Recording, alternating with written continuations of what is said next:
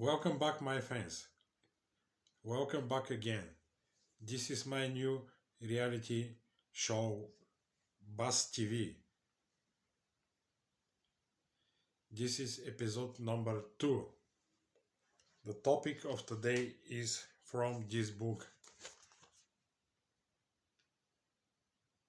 You can see the name of book here. Let's go! Our space and universe adventure continue. I am Konstantin Valkov. Please like this video and share this video. And support me. And subscribe. Let's go. A new defense. In 2040, celebrated the 20-year anniversary of my research laboratory. A milestone that happened to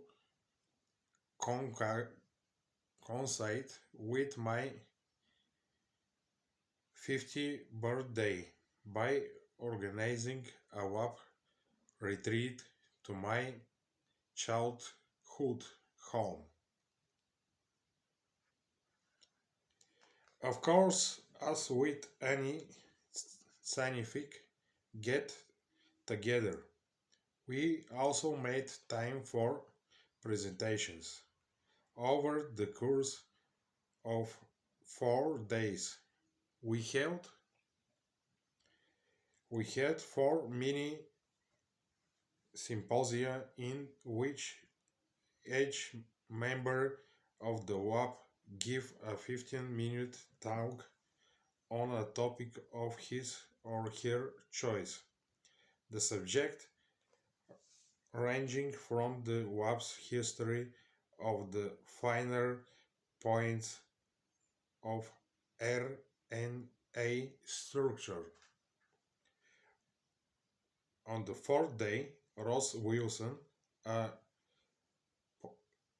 postdoctoral scientist who had arranged most of the retreat's logistics, got up to give the last talk.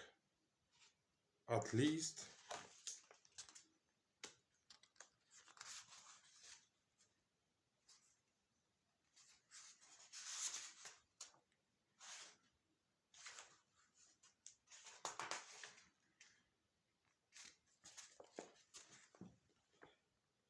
a true it would be a talk in 3 rows, spread, use all with a short movie of clips of me that had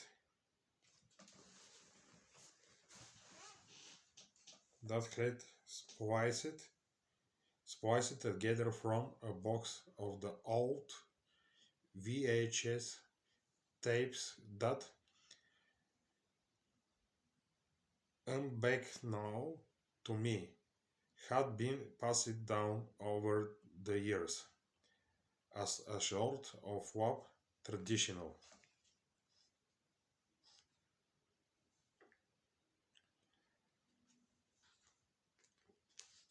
The guest cheered and ribbed me in equal measure as one clip after another appeared on the screen. Video from an acceptance speech I had made at a National Science Foundation Awards ceremony back in 1999. A shot of me holding a Geiger counter in Vogue magazine in 2000, and respect from a documentary that Friedrich Weissman had filmed in my lab, which by this time had moved from Yale of the University of California, Berkeley.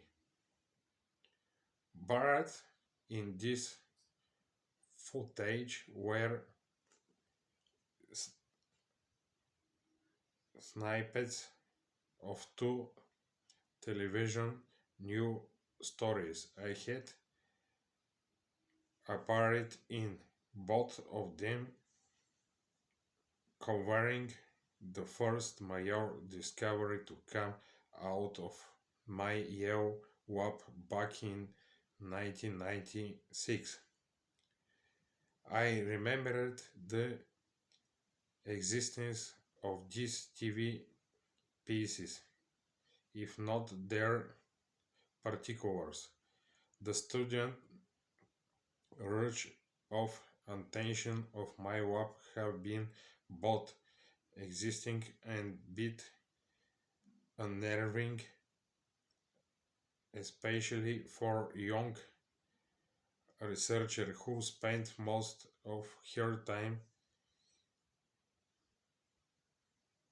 sequestered away of the laboratory bench. Of all the clips in Rose's video, those were the ones that provoked the wildest hoots from the group. It all seemed so retro. There was in her traitors the old fashioned tone of the newscasters and the spectral of the clunky, now absolute computers that had been state of the art back in the day. As I joined in the water, my mind glided back through the years, those early days of my work at Yale, and I remembered the hopes and the fear that I had faced as I embarked on a risky new area of research, a project that many scientists had warned me would never pan out. Watching my younger self being interviewed for those new segments brought back the feeling of both intense exhilaration and profound loss that had covered those years. My recorded comments also provided a surprising forecast of what was to come much later as my research progressed in new directions.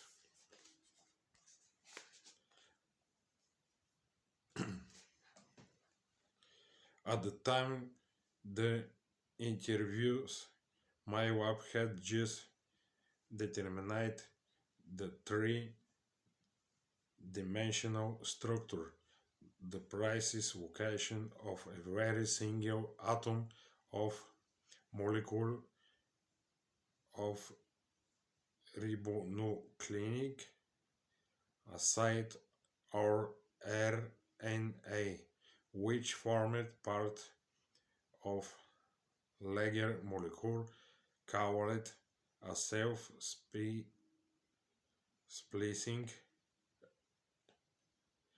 ribozyme. In the 1980s, Tom Cash, my postdoctoral advisor at the University of Colorado Boulder, had been uh, awarded the Nobel Prize for this discovery of self-splicing ribozymes. His discovery was breakground because the existence of self-splicing ribozymes suggested that life on Earth arose from molecules of RNA that could both encode genetic information and replicate that information in primitive cells. When I started my lab at Yale in 1994, I had a mind to build on Tom's background by studying the structure of ribozyme to better understand how it worked. I wanted to figure out how RNA, a molecule closely related to DNA, could function about a repository of genetic instructions and chemically reactive molecule capable of changing its shape and biological behavior. This effort had culminated in the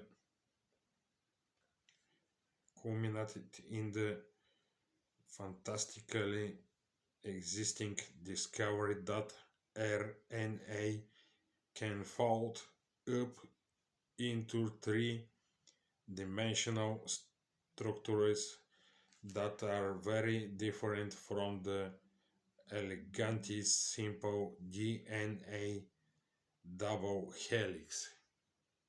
Oh my god, this is incredible, ladies and gentlemen. Next, but my joy in determining the ribozyme structure work I did with graduate student James Cade was accompanied by personal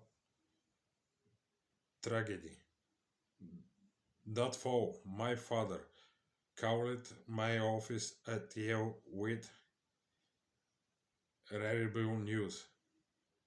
He had been diagnosed with advanced melanoma. During the last 3 months of his life, I flew to Hawaii from New Haven 3 times. I spent intense days and nights holding his hand, reading him favorite passage from Henry David Thoreau's Walden, listening to Mozart, discussing how different pains medication worked, and considering what happened to us after death. Always interested in what I was researching, that community asked about my latest results from the lab at one point.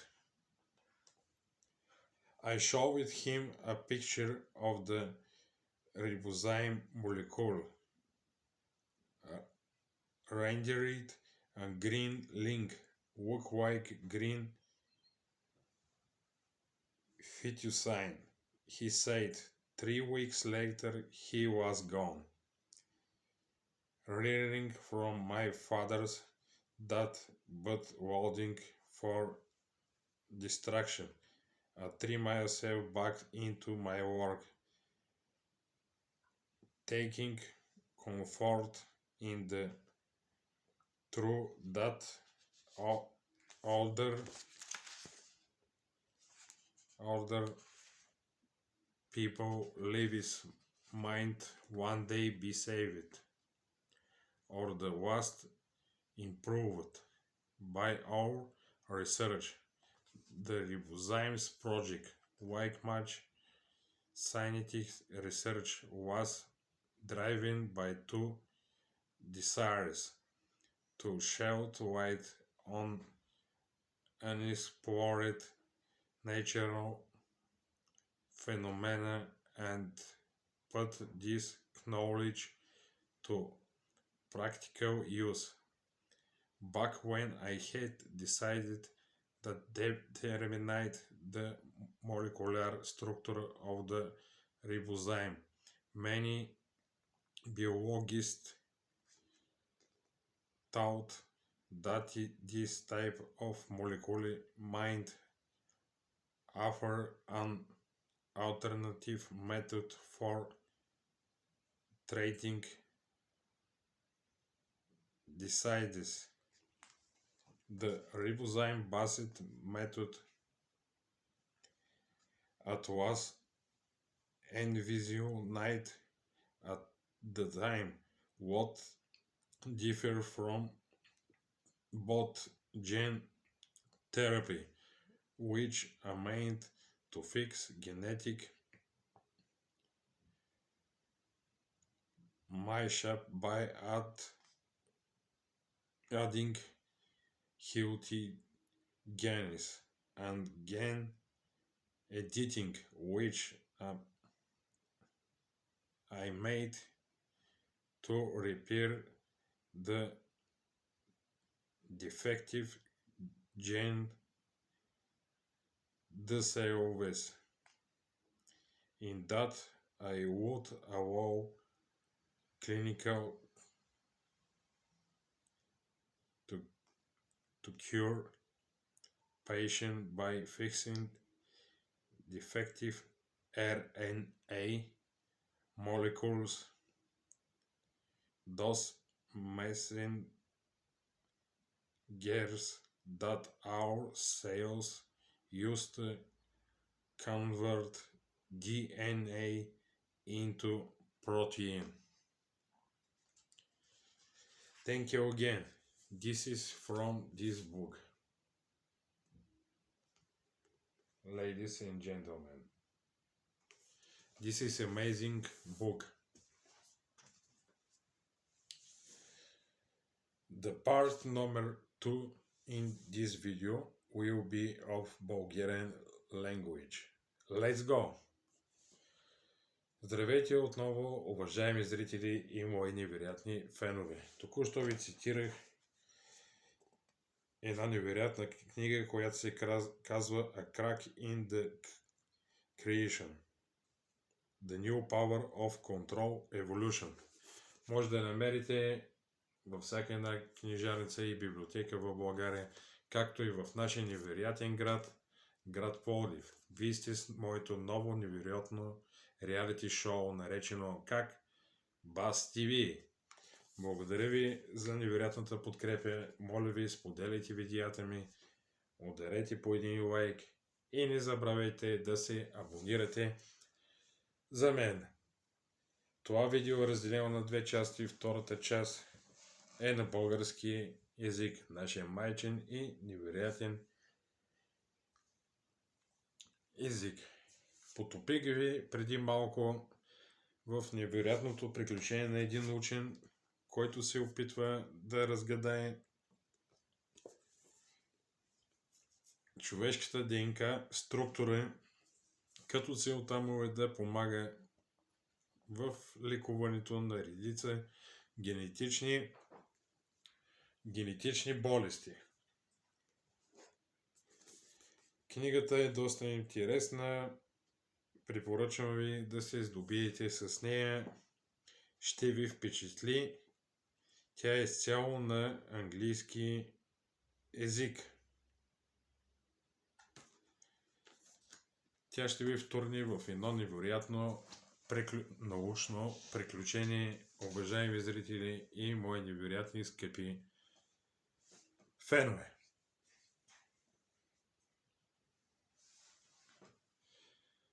Това е втори епизод от BAStv. Надявам се, че и първи ви е бил доста интересен. Извинете ми за момент, след малко ще продължим.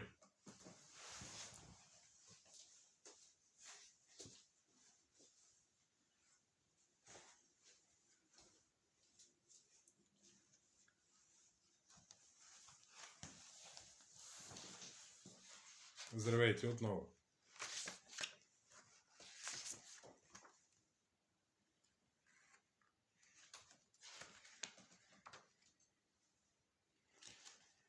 Ще продължим малко от първата част на BAStv. Темата ще се казва Пиратските съкровища. От книгата Съкровищата. Нека да започнем. Пиратски съкровища. Дървен крак, стъклено око и флаг с череп и кости. Към познатите пиратски атрибути понякога се прибавя пълен със злато съндък, скрит на някой остров. В такъв случай става дума за доста спестовен пират, който за разлика от повечето не е похарчил веднага своя дял от плячката за пиене и хазарт. Има и пирати, които веднъж заловени са опитвали да откупят живота си, разкривайки местоположението на своето имание. От тогава търсачите на съкровища мечтаят за райски острови и за потънали кораби, уважаеми зрители и мои невероятни фенове. Последната плячка на Уилям Кит. През 17 век в моретата гъмжат от пирати, а великите сили наемат корсари, за да защитават стоките си. Капитан Уилям Кит е натоварен от англичани с задачите да пленява пиратски и враждебни кораби. Този корсар обаче започва да работи за себе си и от един вид официален крадец се превръща в пират. На 30 януари, забележете, 1698 година той взима в плен Кюдък Мърчант, кораб пълен с злато, сребро, скъпоценни камъни и коприна, невероятни съкровища за своето време. Тази плячка се оказва фатална за Уилям Кит. Притежателят на кораба се оплаква на англичаните, които залавят капитана. Пиратът е отведен в Лондон, където увисва на бесилото. Това е била присъдата за времето. Островът на съкровищата. Какво се е случило с плячката на Кит? Разказват, че на път за Бостън той е заровил на остров Гардинър, намиращ се сред тихоокеанските води на щата Ню Йорк, поверявайки съхранението на съкровището на собствениците на острова. Семейство Гардиан. Безсмислено е да се търси там обаче, тъй като Гардиан вероятно са върнали скъпоценностите на властите след смъртта на пирата. Някои търсачи на съкровища вярват, че имането е скрито на остров Каталина в Доминиканската република, където екипажът е намерил какво, уважаеми зрители и мои невероятни фенове, подслон. Известният пират Черния Сам и Уайда. Самуел Белами, наречен Черния Сам, е пират с голямо сърце, известен с добронамереното си отношение към своите пленници. Ловните му трофеи наброяват повече от невероятните, забележете какво, уважаеми зрители, 50 кораба. Последният от тях е Уайда, който превозвал роби и се превърнал в гроб на пирата. През 1717 година страшна буря потапя този кораб във водите край Кейп Кот, източен бряг на Съединените щати. Черният Сам, заедно с още 150 души на борда и товарът са потънали от невероятна гигантска вълна, малко след като пиратът е плячкосвал два кораба пълни с богатства. Вероятно на дъното са отишли около, забележете, уважаеми зрители, мои фенове, невероятните 5 тона сребро и бижута, разпределени в 200 чувала. Благодаря ви, уважаеми зрители и мои невероятни фенове, че отново бяхте с мен. Вие бяхте с втората невероятна част на BAStv. Очаквайте и следващия невероятни приключения от света на науката с BAStv. Чао и до нови срещи. Ваш Костадин Вълков.